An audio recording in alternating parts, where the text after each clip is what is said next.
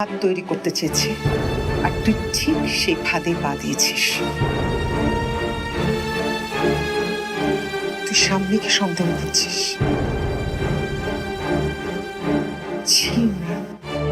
সামনেকে আমার তো মনে হয় চাঁদেরও কলঙ্ক থাকতে পারে,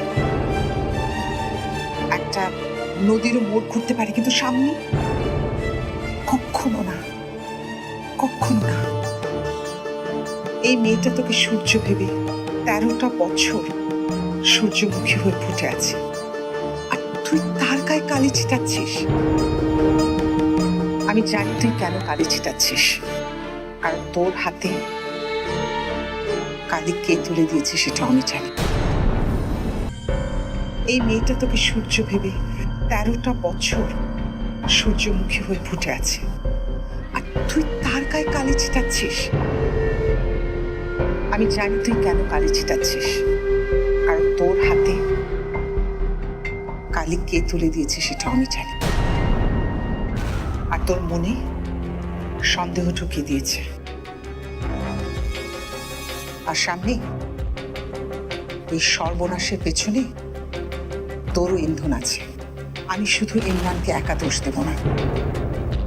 সামনে তোকে কিন্তু আমি আগেই বলেছিলাম, ও মৌয়ের মতো দেখতে বলে ওকে এ বাড়িতে ঠাঁই দিস না, এ বাসায় আশ্রয় দিস না। কিন্তু তুই আমার কথা শুনিসনি। এখন দেখলি তো, বড়দের কথা না শুনলে কেমন বিপদ হয়। বিপদ? সত্যি কি বিপদে পড়েছি আমরা?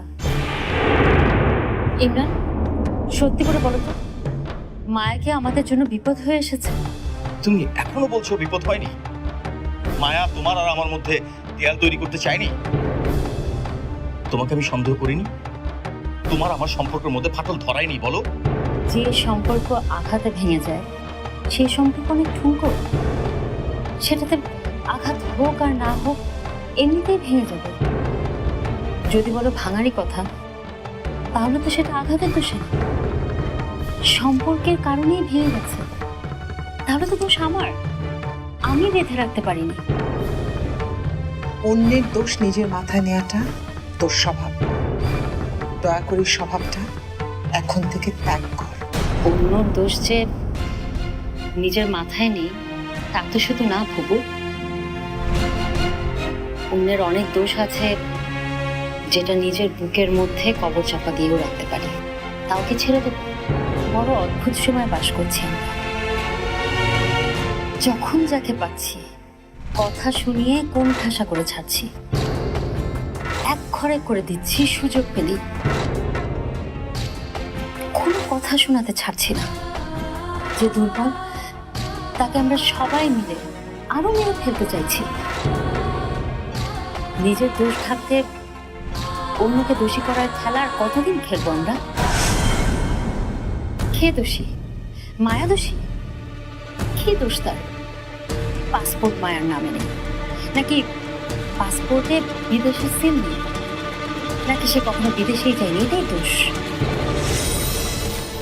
না, মিথ্যে বলাটাই তার দোষ। এই মিথ্যায় তোমার কোনো ক্ষতি হয়েছে ইমরান? হয়নি, ক্ষতি হয়নি আমার। আমি ওকে ভালোবেসে ফেলিনি।